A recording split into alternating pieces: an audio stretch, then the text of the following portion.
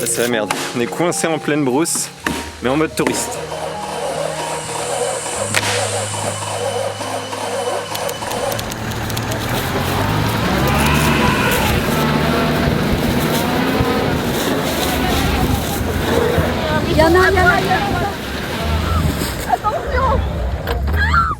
Bienvenue dans Voyage autour du monde, je m'appelle Bi. Aïe, le générique n'est plus trop d'actualité pour cet épisode. Je m'appelle Justin, je voyage normalement avec Bi et on a réussi à arriver jusqu'au Gabon avec le Red Truck, un ancien camion de pompier 4x4 et la suite je ne la connais pas encore, alors abonnez-vous pour découvrir nos aventures ou plutôt mes aventures en camion.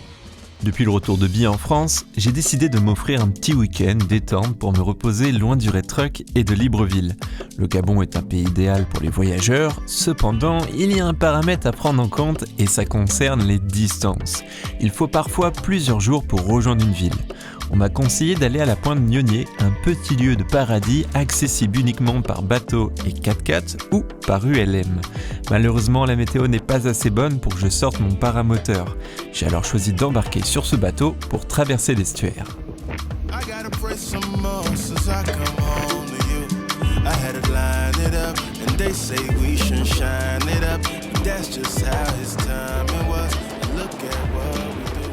Après une petite heure assez agitée et bien trempée, nous sommes arrivés au débarcadère. Celui-ci est entouré de mangroves. C'est à partir de là que nous changerons de moyen de transport.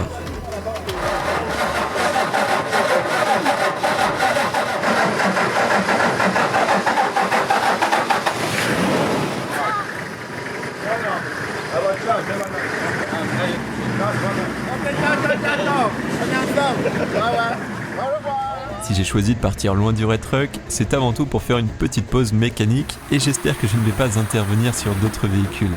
Pour ce week-end, je vais dormir au campement chez Betty. Le patron est un Basque installé au Gabon depuis de nombreuses années. Pour y accéder, il faut traverser la forêt et la plaine. C'est ce genre de dépaysement que je suis venu chercher et j'espère que nous aurons la chance de voir des animaux sauvages. La piste est assez bonne pour cette saison, bien qu'elle soit inondée à certains endroits. Mais ça se voit qu'elle est entretenue. Ça me rassure car je risque d'emprunter une route très similaire pour rejoindre le Congo. L'eau, ça ne me fait pas peur. Ce que je crains le plus, c'est de glisser et de me retrouver dans le fossé. Le deuxième obstacle concerne les bourbiers. C'est l'ennemi pour tous les véhicules. Je n'ai pas d'autre choix que de planifier mon entrée au Congo en fonction de la météo. Il paraît que certains conducteurs routiers se retrouvent parfois coincés plusieurs mois dans la boue et pour le moment, la pluie ne s'arrête toujours pas alors que nous sommes censés être en saison sèche.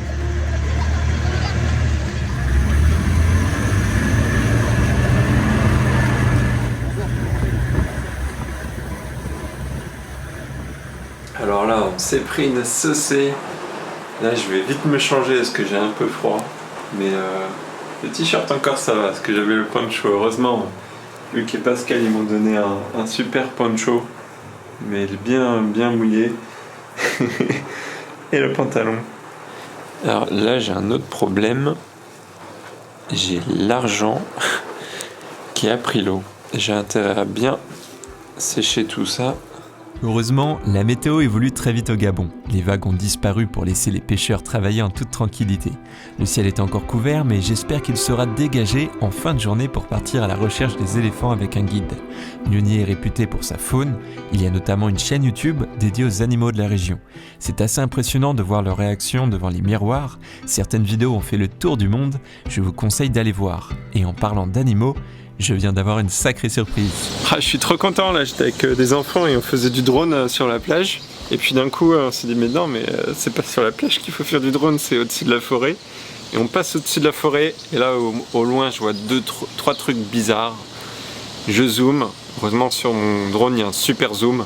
Et là je me dis putain ça y est, les enfants on a trouvé l'éléphant. Ils sont rentrés tranquillement dans la forêt. Et là c'est un moment où il fait pas si chaud que ça. Donc du coup ils sortent de la forêt, vu qu'ils sont petits, ils passent bien en forêt et puis ils ont des grosses défenses, donc comme ça ils peuvent déplacer les choses et se protéger facilement. Je suis trop content, enfin des éléphants au Gabon, depuis le temps que je veux en voir. En trouver moi-même et en plus sur le petit écran du drone, c'est sans doute le passage le plus étonnant que j'ai filmé de cette aventure. C'est tellement frustrant de les voir sans Bi, elle n'aura pas eu la chance de voir les éléphants de forêt qui sont très différents de ceux en Thaïlande. De mon côté, j'ai aussi une autre frustration, c'est d'être ici sans mon paramoteur, car je n'ai jamais vu de terrain ULM dans un cadre aussi idyllique. Parce que j'ai vraiment envie de m'envoler avec mon paramoteur. Je veux pas être le premier Français à traverser l'Afrique avec un paramoteur sans voler. Ce serait vraiment la honte. Et c'est beaucoup trop compliqué en paramoteur pour traverser l'estuaire. C'est conseillé d'avoir une équipe au sol, donc avec un bateau, si jamais tu as une panne moteur pour qu'il puisse te récupérer dans l'estuaire. Et ensuite un gilet, alors ça j'ai pas cet équipement, mais c'est une sorte de gilet qui se gonfle au contact de l'eau. C'est parce qu'en cas de panne moteur, je serai pas assez haut, je pourrais pas planer assez longtemps pour rejoindre la terre. Ensuite, ici on se trouve à un endroit très particulier. Et il y a un bonhomme, Mike Horn, qui est un spécialiste en fait des latitudes, comme la latitude 0, qui est un projet totalement fou, vous avez sans doute vu le film, ou Arctos. Et bien là, aujourd'hui, je me trouve sur la latitude 0, exactement au point de départ du film de la latitude 0. C'est sur cette plage que Mike est parti avec l'espèce de bateau là pour faire son fameux périple, et c'est ici qu'il est revenu. Du coup, je trouve ça vraiment drôle de continuer malgré tout à suivre certaines de ces traces, enfin à repasser à des endroits assez symboliques pour ces films. Et vu que je ne fais pas le tour de l'équateur, je suis parti chercher des animaux. Dès le début, nous avons aperçu des buffles nains, connus aussi sous le nom de buffles de forêt. J'avais jamais vu cette sous-espèce du buffle d'Afrique. Nous avons ensuite repris la route pour trouver des pachydermes. Kilomètre après kilomètre, je tombe de plus en plus amoureux du Gabon. Avec de grands espaces remplis d'animaux sauvages et au bord de la mer, c'est tout ce que j'aime, la tranquillité loin de l'agitation. J'ai rarement vu des lieux aussi uniques, et je vous avoue que cette petite maison me tape à l'œil. Mais fini de rêver, nous avons des éléphants à chercher, et cette fois-ci je suis accompagné d'un guide. Et d'après lui, nous devrions retourner dans la forêt, car il fait encore trop chaud pour les voir se balader dans la plaine. Le problème, c'est que la forêt réserve toujours des surprises. Des branches bloquent notre passage, mais ça serait une bonne nouvelle. C'est un signe, quelque chose de volumineux vient juste de traverser, et il a tout détruit sur son passage. Le guide a raison, les feuillages bougent, le sol tremble et les branches craquent. Nous sommes entourés par une famille d'éléphants.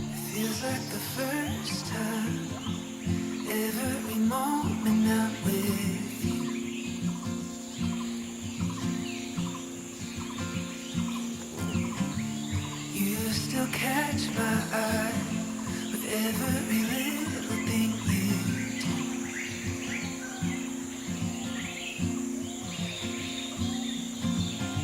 It's like a river wild, running as free as it can.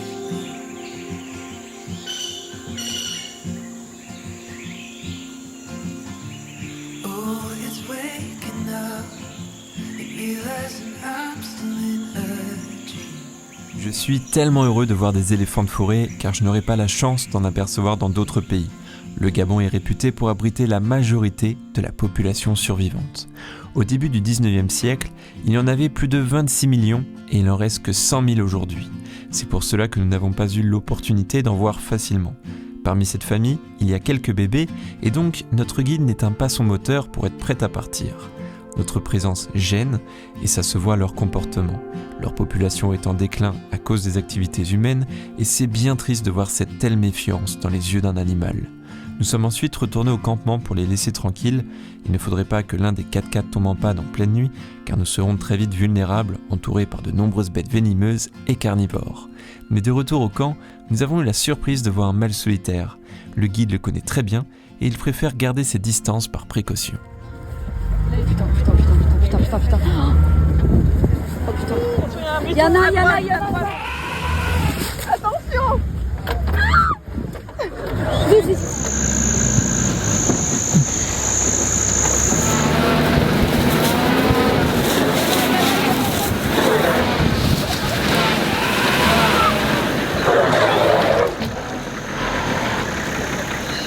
Quelle aventure! Je suis trop content. Je me suis fait des amis, on a vu les éléphants de nuit. Les éléphants de nuit, c'est autre chose parce que déjà nous, on a beaucoup moins peur de s'approcher d'eux. Eux, ils sont relax, ils sont tranquilles. À aucun moment, ils ont chargé, quoi. Ah ouais, là, on les voit bien. Ouais. 2 éléphants. Mais les gars, il y en a derrière, hein. Non, c'est pas possible. Ouais, si, c'est possible, hein, le petit. Si, c'est les petits. On y va. Allez go, c'est parti. Là, c'est vraiment une expérience différente de la journée, parce que la journée, ils nous voient, on est avec le 4x4, on impressionne aussi avec le bruit du moteur, etc. Donc c'est normal que l'éléphant charge, hein, c'est pour se défendre et pour impressionner. Mais de nuit, ils s'en foutent, ils sont là en train de manger tranquille, ils font leur vie. C'est trop bien, j'adore. Je trouve ça encore plus cool de les voir de nuit parce qu'ils sont tranquilles. Je peux quitter le Gabon en ayant vu des éléphants de forêt qui sont vraiment une race très particulière, et là je suis claqué. C'était une journée riche en émotions, en aventures aussi. Je vais pouvoir bien me reposer. Après un week-end bien ressourçant en campement chez Betty, j'ai rechargé mes batteries et je vais en avoir besoin pour les prochaines semaines. Si je vous évoque souvent mon appréhension de rejoindre le Congo, c'est parce que ça sera ma toute dernière frontière difficile et je la redoute, surtout que je vais être tout seul. Mais finalement, ce petit séjour est plutôt préventif. Je le vois comme un entraînement dans la brousse, puisqu'il nous arrive de nombreuses péripéties pour retourner à Libreville. Alors c'est les inconvénients de la brousse. Là il y a un arbre qui est tombé il n'y a pas longtemps. Il y a un autre 4x4 qui est passé ce matin pour amener d'autres touristes au camp. Il a dû tomber il y a à peu près 1 heure. Heureusement les gars sont équipés, tronçonneuses et tout. Enfin, j'ai peut-être parlé un peu trop vite.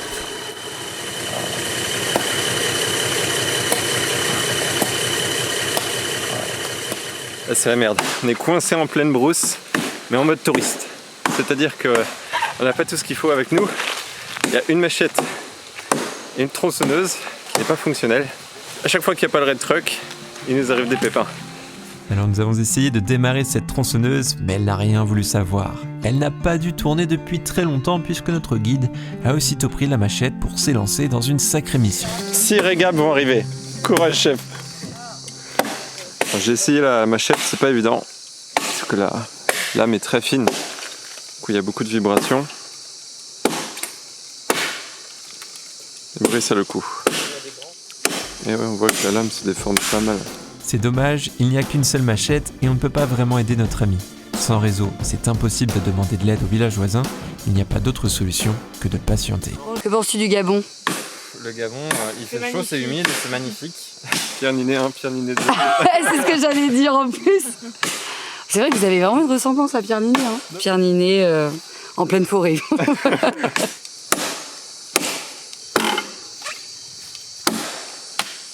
Ouais, super, super, encore, vas-y. Tu vas l'avoir? Allez! Malheureusement, le Pierre Ninet de la forêt n'est pas assez lourd et c'est frustrant car le tronc va bientôt céder.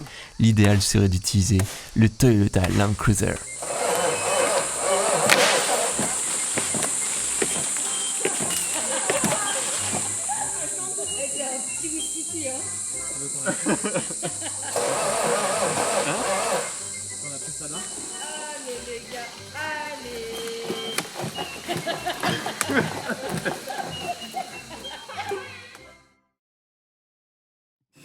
Bah, je suis dégoûté. La batterie de la caméra, mais est-ce que les conditions sont délicates? Merci chef. Bon, au même moment on a démarré avec le 4x4, mais la batterie a coupé net. Et donc, je n'ai pas pu filmer la suite. Par chance, un autre 4x4 est passé par là, il a pu nous déblayer le passage, puis il nous a poussé pour démarrer notre véhicule. Nous avons donc pu rejoindre la berge et embarquer sur ce bateau, et je vous rassure, nous avons réussi à rejoindre Libreville sans panne ou autre imprévu. Adieu monsieur bricolage, adieu Libreville. Je vais aller faire le plein de gasoil, et puis après on va reprendre la route. Je trouve que le Gabon, c'est un pays incroyable. Riche par sa culture, par ses paysages et il fait bon vivre. C'est pour ça que tu vois autant d'étrangers, des Libanais, des Chinois, des Maliens, des Français, des Sénégalais, des Ivoiriens. Quand tu es à Libreville, tu as l'impression d'être un peu à San Francisco. Comment on dit, un melting pot. Ça va monsieur? Ça va chef? Il y a du gasoil? Il n'y en a pas. Ah, il n'y a pas de gasoil? Comment je fais? Mais il n'y a pas de gasoil. Mais il faut que j'aille au Congo. Ah mince, ça, il n'y a pas de gasoil. Il n'y a pas de gasoil.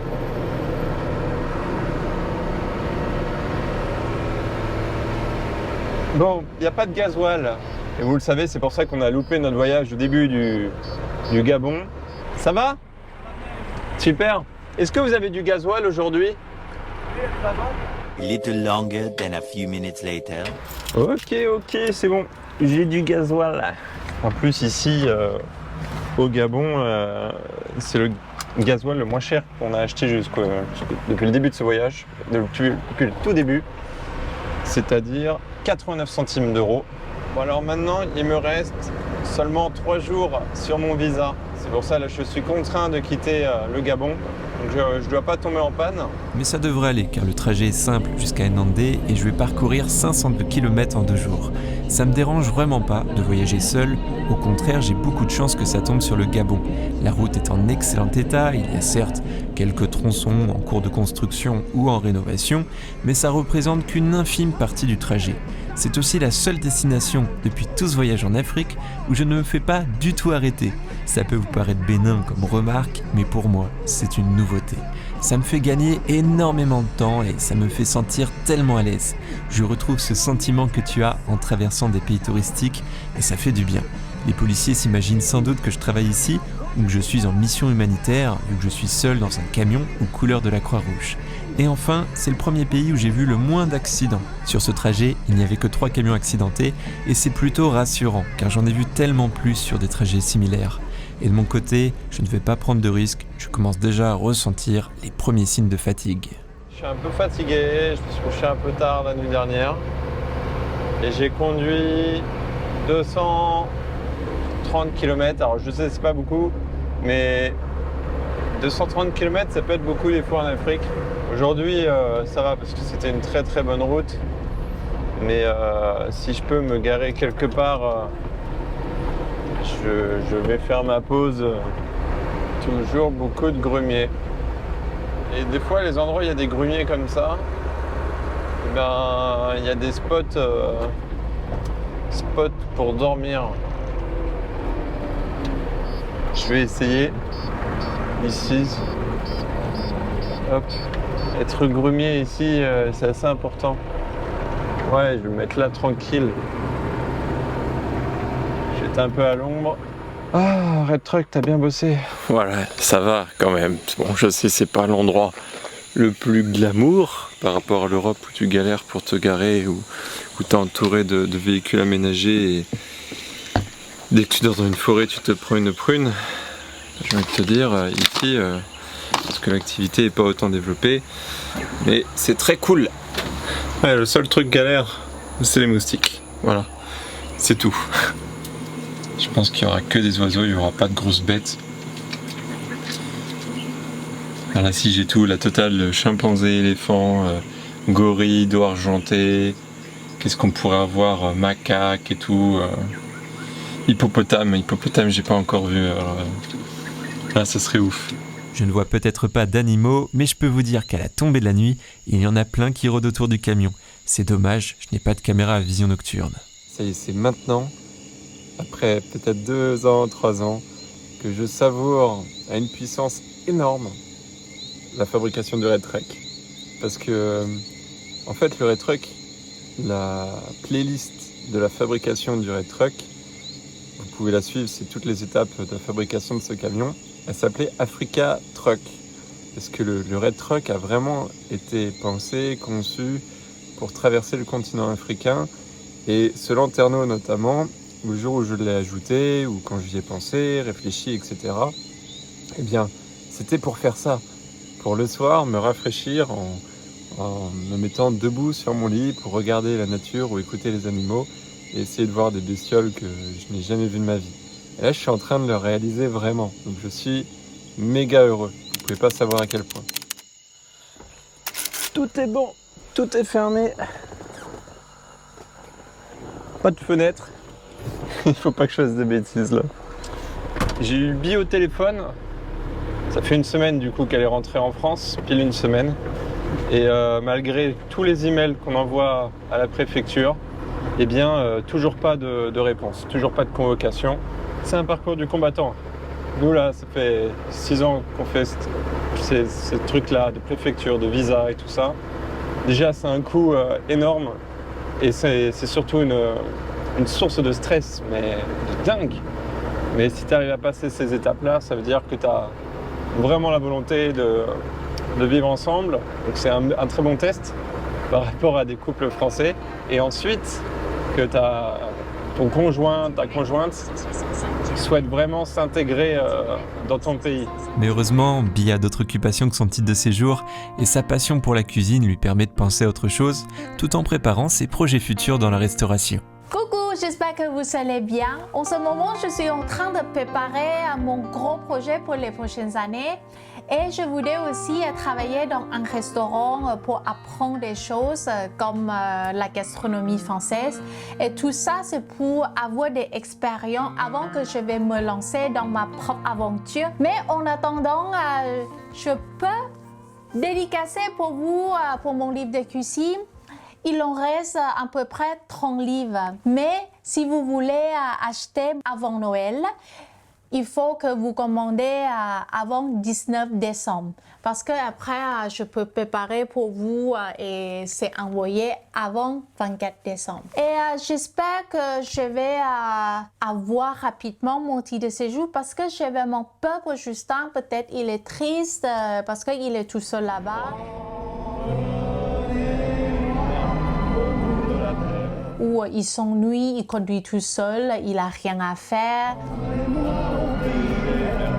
Ou peut-être il pleut. En effet, il pleut au moins 1 heure par jour, mais tant que je suis sur le bitume, ça ne me pose pas de problème. C'est plutôt pour les autres voitures, les pauvres, se prennent des vrais raz-de-marée à l'approche du Retruck. Ce qui est sûr, c'est que je vais beaucoup moins rigoler lorsque je vais arriver sur la piste. Bon, aujourd'hui, ça a été une petite journée, mais j'ai plutôt bien roulé. Alors j'ai vu sur une application sur iOverlander que potentiellement je pouvais me garer par là. Et là, le truc il me dit va dans la brousse ici. Bon, j'espère qu'il n'y a pas un trou avec de l'eau là, tiens.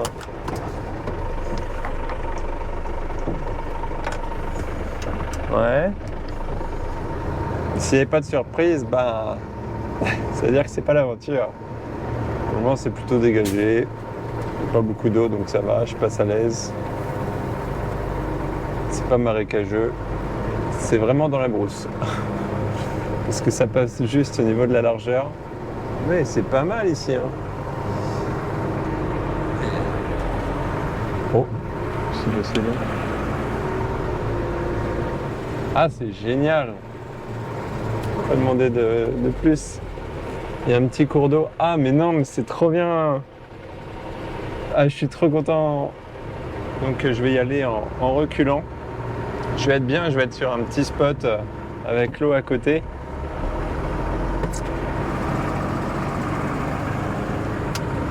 Le Retruck passe. Pour le moment, tout va bien.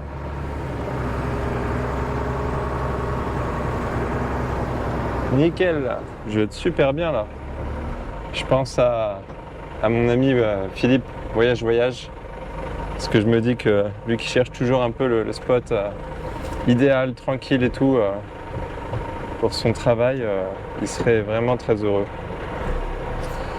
Hey, j'ai un bouton bizarre qui s'allumait là. J'ai cru voir un bouton bizarre s'allumer, mais non. J'ai dû rêver. Ça y est, moteur éteint, ça fait du bien, c'est le meilleur moment de la journée. Quand tu trouves un endroit tranquille comme ça, vous avez vu comme le Retruck, il fait quand même beaucoup de boucans. Et là je vais être bien, c'est joli, on est en pleine nature. Puis là ce qui est bien c'est qu'il y a un crocodile juste ici. Non je déconne, il y en a peut-être c'est sûr, des serpents tout ça.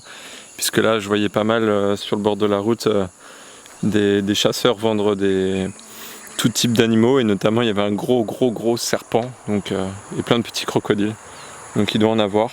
Tiens là on voit un truc qui fait des bulles. Je sais pas si vous voyez. Je me pose souvent la question pourquoi le continent africain n'est pas plus touristique que ça pour les touristes dans ce mode de transport, c'est-à-dire camions aménagés, 4x4, camping-car, etc. On n'a pas fait la côte est, mais la côte ouest s'y prête vraiment. Et je trouve ce voyage très agréable. Je crois que le continent le plus populaire pour les voyages en véhicule aménagé, c'est tout le continent américain. Du nord au sud, c'est là où en fait, il y a le plus de bateaux qui envoient des camping-cars. Alors que ici, je sais pas, on est vraiment tranquille. Je pense pas que ce soit une question de budget ni une question de visa. Parce que généralement, les gens qui voyagent avec des véhicules aménagés, ils veulent se faire un beau voyage. C'est le voyage d'une vie, donc ils sont prêts à avoir un budget. Souvent, ils ont déjà le budget pour réaliser ce genre de voyage. Et je pense que c'est à peu près similaire au niveau des tarifs d'une traversée de l'Amérique latine et une traversée de l'Afrique sur la côte ouest. Voilà, c'est pas assez représenté ou pas assez valorisé, je sais pas, c'est pas un sujet que je maîtrise, mais c'est juste mon constat en fait de touriste. Le jour où on aura un cours d'histoire sur je ne sais ce que le Mali, bah ça sera déjà pas mal. Tac. Je ne vais pas me plaindre d'être tout seul dans une nature luxuriante et propre, mais j'aurais tellement aimé faire un petit bout de route avec d'autres voyageurs en camion pour m'aventurer dans des zones où je n'oserais peut-être pas y aller seul. Mais c'est pas grave, pour ce soir j'ai des milliers de bestioles qui me font un concert privé à ma fenêtre.